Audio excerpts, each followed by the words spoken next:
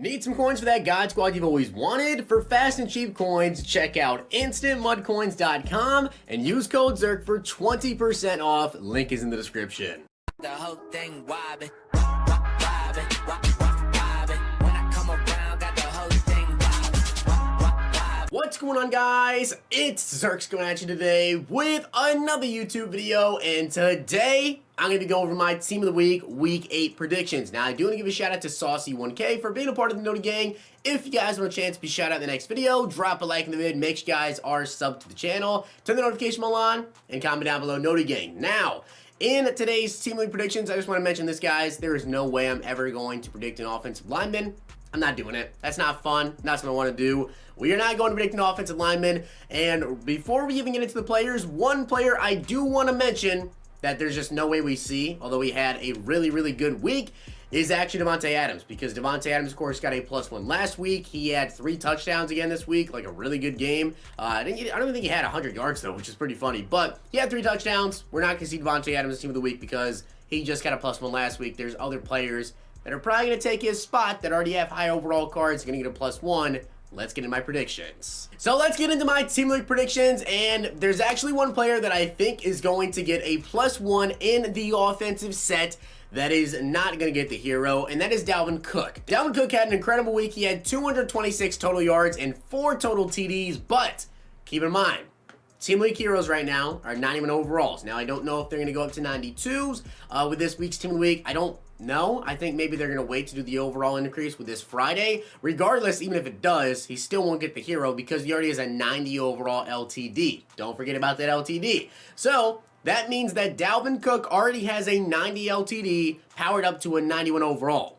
They're obviously not going to give him another 91 overall, but they most definitely should give him a +1 overall, so he'll get a set piece, sort of similar to what Davante Adams had, so that he'll be able to go up to a 92 overall in his power up, but don't expect another Dalvin 91 overall card when he already has a 90. Now, as for someone else that I think a lot of people are going to be very excited about, that I think could see a +1, I don't think he's going to get a hero. It's another Seahawks receiver, DK Metcalf, 161 yards and 2 touchdowns. So last week, Lockett had 3 touchdowns, 200 yards. This week, DK Metcalf goes off, and I think that Metcalf could and should get a +1. I think a lot of people will be very excited about that. And as for the final set card, I think it should be Zach Moss. He finally had a good week. I've had that guy in fantasy all year long. He's done like nothing for me.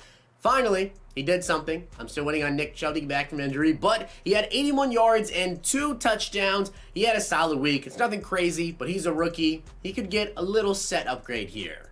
Now, as I said, I really feel like if they were to give it to the absolute best player from this week, I think it would be Dalvin Cook, because Cook had a crazy game, but he already has a high overall card.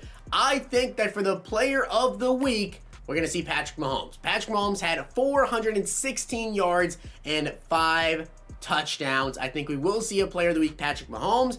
Now, the question is, though, right?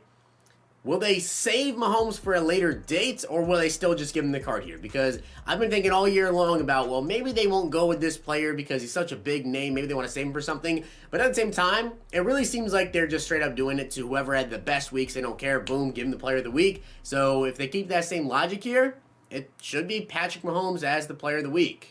And yes, I do know that Patrick Mahomes already has an 88 overall base elite, powered up to an 89, and then he has the 1 Team of the Week, so he's at a 90 overall. So will they give him a 91 overall? It's just a +1.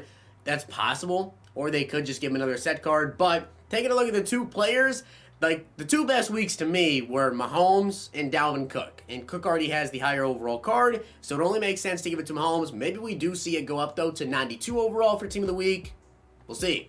But as for the defensive side of the ball, let's get into that. Bobby Wagner had 11 tackles and 2 sacks. I feel like no one's really been talking about Bobby Wagner this year. So Bobby Wagner, I think, could get a +1 overall. Another person, hopefully I say his name right, is Robert Stillane. Hopefully I said that correctly. He also had 11 tackles and a pick 6 versus Lamar Jackson. He's a linebacker for the Steelers. And the final player on my list is a Cowboy, Trevon Diggs. He had 2 interceptions and 7 tackles. He is honestly, like, take a look at the Cowboys defense. It's one of the worst defenses in NFL history. The worst Cowboys defense I have ever seen. The only person on that defense that is young and pretty new to the defense that I'm very excited about is Diggs.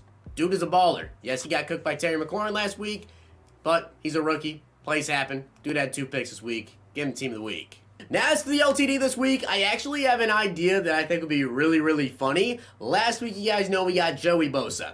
This week, I don't think he's going to be it, but we could potentially see a Nick Bosa. He had 3 sacks and an interception. That was like the one game I remember that he had last year where everyone was like, okay, Bosa's legit. Like, he's a baller. If they did back-to-back Bosa LTD weeks, that'd be kind of funny.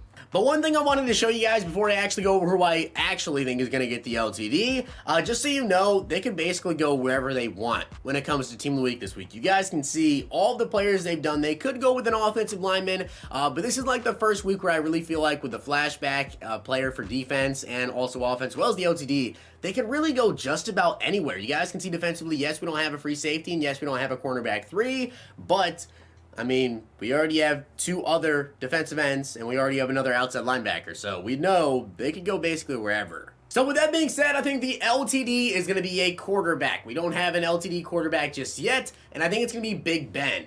Now, in 2014, he had 6 touchdowns and 522 passing yards, so to me, I think an LTD Big Ben makes sense. And as for the flashback players that I think we could potentially see, I think for the offensive side of the ball, I do want to talk about this real quick. It's not going to be Calvin Johnson, I don't believe anyways. I feel like Calvin, they have saved, right, for like the 50 promo. It only makes sense to me that Calvin Johnson is going to be in the 50 with Randy Moss. I don't think they're going to use him for Team of the Week. If they do, I'd be happy about it because, you know, we get him sooner. But he'd be a lower overall than I would hope for him. But Calvin had 329 yards, 14 catches, and also a touchdown back in 2013. Yeah, absolute crazy week. But Corey Dillon had 278 yards and 2 touchdowns back in 2000, which I want to say was actually the NFL record for most rushing yards in a game at the time. So Corey Dillon, 278 yards. I think we're going to see a flashback Corey Dillon.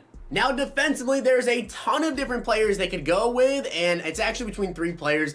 I'm going to go with the one that I think would be kind of funny to see, to be honest with you guys. And I asked everyone on Twitter, do they even have his rights? Like, can they actually make him in the game? Because he's a coach in the NFL, and he's a coach in the game.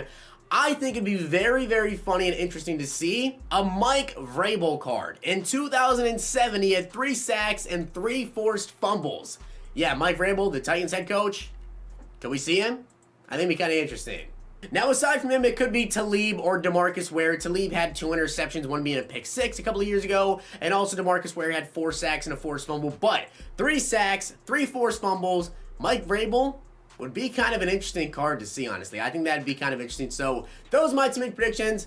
I'm going to say Mike Vrabel, I guess. And then for the offense player, Corey Dillon, LTD Big Ben. Those are my heroes as well, with the player of the week being Mahomes and then everyone else in the set. But as I said, they could go really anywhere this week. If I'm completely wrong, I would not be surprised at all with the flashback players or the LTD as well. There's basically any position they could choose from. You may even see another offensive lineman.